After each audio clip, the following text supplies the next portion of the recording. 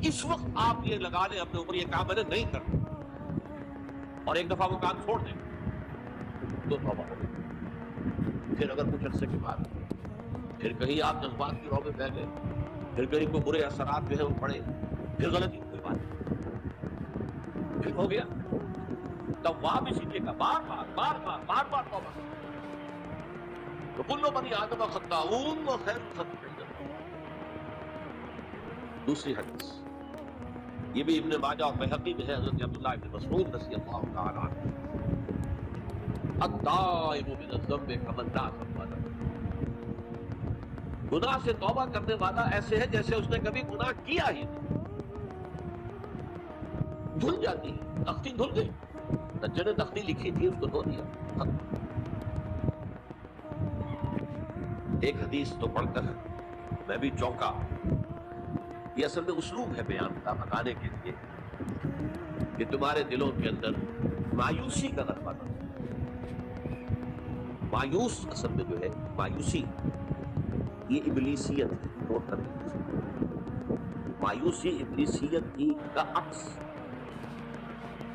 مبلس کہتے ہیں اسے جو مایوس ہوتے ہیں۔ ابلیس سب سے بڑھ کر مایوس ہے وہ ابلیس، اسے معلوم میرا چھٹکارا تو نہیں ہے، لہذا میں جتنوں کو اپنے ساتھ لے کر جہنم میں جھونک دوں یہی میری کمائی ہے، میں نے تو بچنا نہیں۔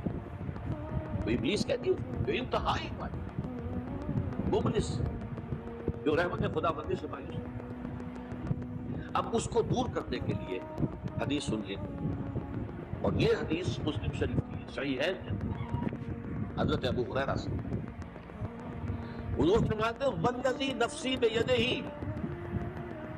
قسم ہے اس ذات کی جس کے ہاتھ میں میری جان ہے، لو لم تذنبوا، اگر تم لوگ گناہ نہ کرتے، لذهب اللہ بکم، اللہ تعالیٰ تمہیں لے جاتا کہیں اور، ولجاء بقوم یذنبون، اور پھر کسی ایسی مخلوق کو پیدا کرتا ہے جو گناہ کرتے، فیستغفروا اللہ، اور پھر وہ اللہ سے استغفار کرتے، توبہ کرتے، فیغفر لہم، اور اللہ تعالیٰ کو معاف کرتا۔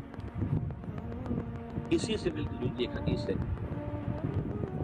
یہ امام احمد اور امام بہقی لائے ہیں، اور اس کے راوی حضرت علی ہے رضی اللہ تعالیٰ عنہ۔ ان اللہ یحب العبد المؤمن المفتن التواب، ان اللہ یحب، اللہ تعالیٰ محبت کرتا ہے اپنے اس بندے سے، العبد المؤمن، جو مومن ہو۔ اس کی ایک اور بڑی پیاری حدیث آئے گی، المفتن التواب، جو بہت فتنوں میں مبتلا ہو جاتا ہو اور پھر بہت توبہ کرتا ہو، مفتن التواب، لیکن ثابت کرتا ہو، رجوع کرتا ہو، پھر اللہ کے حضور میں حاضر ہوتا ہو، پھر معافی مانگتا ہو۔ اللہ تعالیٰ کو اپنا ایسا بندہ بہت پسند ہے۔ اب میں کچھ اور حدیثیں آپ کو سنا رہا ہوں۔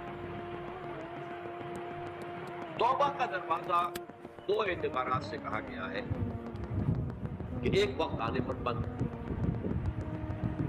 ایک حدیث کے تو الفاظوں میں نوٹ کر کے نہیں لایا ہوں کہ اللہ تعالیٰ نے توبہ کا ایک دروازہ اتنا چوڑا کھلا رکھا ہوا ہے کہ جس کو عبور کرنا جو ہے وہ سال ہر سال میں ممکن ہے، اور یہ بند نہیں ہوتا جب تک کہ سورج مغرب سے طلوع نہ ہو۔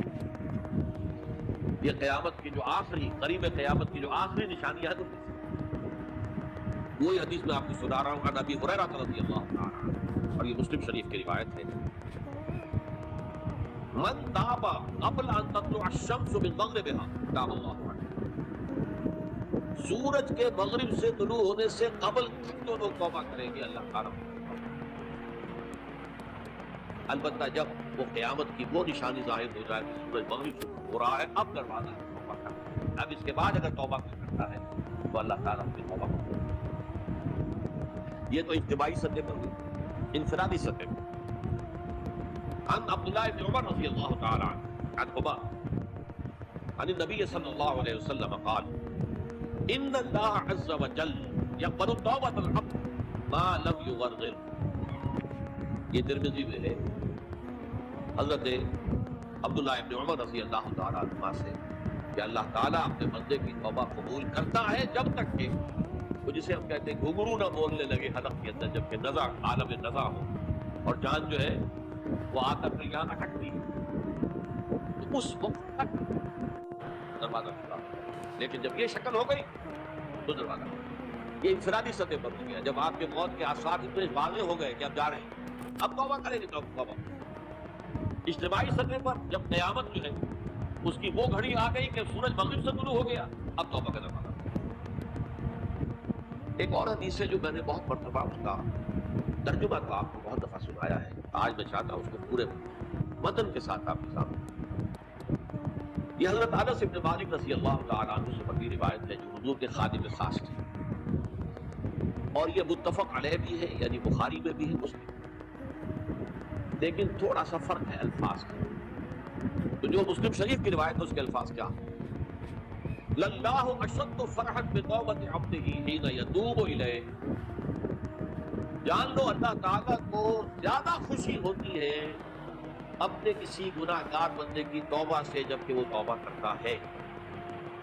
کس سے زیادہ ہوتی ہے؟ اس کی ایک تفصیل, من احدکم, ایک ایسے شخص سے بھی زیادہ بڑھ کر خوشی ہوتی ہے, کان علی راحلتہ بارض الفلات, کہ جو بہت ہی دور دراز کے سنسان علاقے میں سفر کر رہا تھا.